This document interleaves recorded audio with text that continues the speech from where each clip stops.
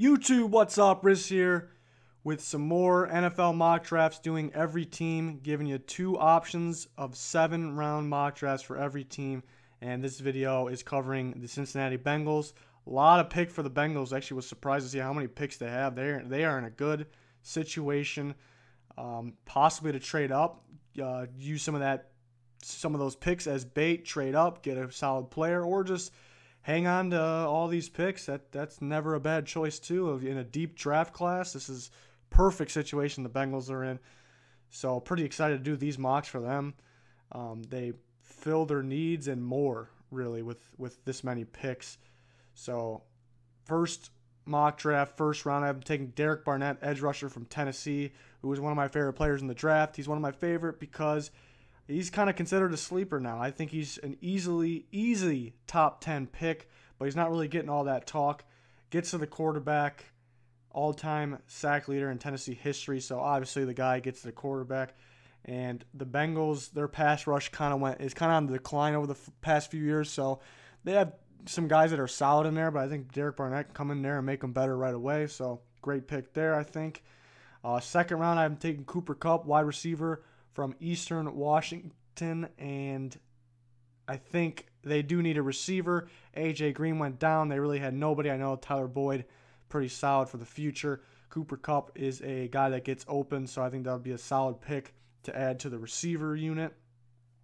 Third round, I'm taking Dorian Johnson, offensive lineman from Pitt. I think he's day one starter at guard, and it's a steal in the third round. They lost a few offensive linemen in free agency, so they definitely need some back. And in the fourth round, I have him going Roderick Johnson, Florida State, offensive tackle. So back-to-back offensive linemen there. Luckily, they have all these picks so they can do that. Get a guard in the third, tackle in the fourth. Another fourth-round pick, I am taking Elijah Lee, Kansas State linebacker, who is a sleeper. Kind of was on the decline. Now I think his stock's starting to go back up again. And a guy that can compete for a starting job right away, I think. They could use another linebacker, but also could be depth or starter for the near future. Fifth round, 2 fifth-rounders as well. Isaiah Ford, wide receiver, Virginia Tech. At one point was known as maybe a second or third rounder, kind of declined because of his workouts weren't as good as you would hope. I think he is more quick than fast and faster on the field than he is timing. Pretty solid at running routes, can catch the ball. So I think this would be a great fifth-round pick to add to that receiver core, which they need depth at, and both the guys that I'm taking definitely can play right away. Fifth round, I'm taking Michael Roberts, tight end from Toledo, touchdown machine. Eifert is one of the best in the league, but can he stay healthy? And I think you can always use 2 anyways. So that would be a good pickup to add to the tight ends. 2 sixth-rounders. I'm taking Naj Jones, North Carolina D lineman, to add to the depth. Another guy that can compete right away. Sliding all the way down to the 6th because of the depth in this draft class defensively. Another 6th-rounder, I'm taking Rayshawn Jenkins, Miami safety. It's a solid safety in the 6th round. Add to the depth. Has a chance to play in the near future. And then 2 7th-round picks. Dwayne Thomas, LSU corner. No one's really talking about Dwayne Thomas. Pretty solid corner. He's kind of overshadowed by Tre'Davious White, the better corner, but Dwayne Thomas definitely can play. LSU defensive backs always can play. So this would be a steal in the 7th round. And then Eric Wilson, another linebacker added the depth. I think they're lacking athleticism in their linebacker unit, and Eric Wilson is a very athletic linebacker, so that would be a good pickup late in the draft. A lot of picks. On to the second mock draft. First round, I'm taking Corey Davis, wide receiver, Western Michigan. You can plug really all 3 of those receivers in here. I went with Corey Davis, great route runner. And we'll open up things for A.J. Green. A.J. Green, more of a deep ball guy. Corey Davis can run deep, but more middle of the field, I think, posts. So that would be a great duo, I think. Even though I have Mike Williams as my number 1 wide receiver, Corey Davis is a close second, I should say, and it would be a good pickup, good fit for the Bengals, in my opinion. Second round, I'm taking Taylor Moton, Western Michigan offensive lineman. Again, they need offensive line help. Not too much to choose from in this draft, but Taylor Moton's a day 1 starter at guard, I believe, and could play tackle possibly. Third round, I'm taking Duke Riley, linebacker from LSU. I think they can use another linebacker, and he, I think, can compete for a starting job day 1. 2 fourth-rounders. The first one I have him taking Eddie Jackson, safety from Alabama. Very good in coverage, very good special teamer as returner. Needs to work on his tackling a little bit, and then he can be something special.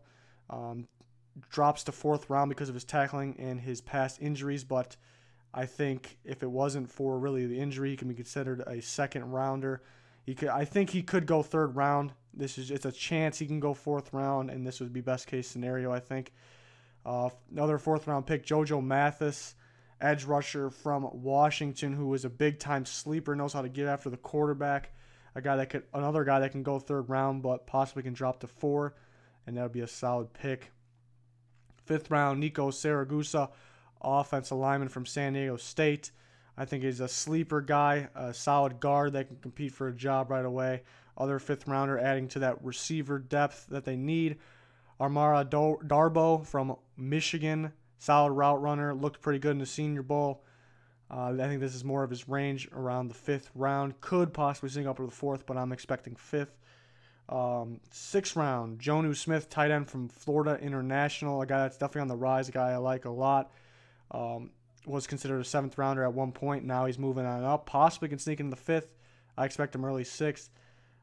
Also have him taking Joe Williams, running back from Utah, in the 6th. Speedy running back, which I think they need. They do have 2 solid running backs, but they can get a speedy guy like this that can receive out of the backfield as a running back. That would be pretty solid too. It seems like they are looking into running backs, which kind of surprised me at first, but I think they can use a guy like Joe Williams here, and they have plenty of picks where it's not really a waste of pick if they do so.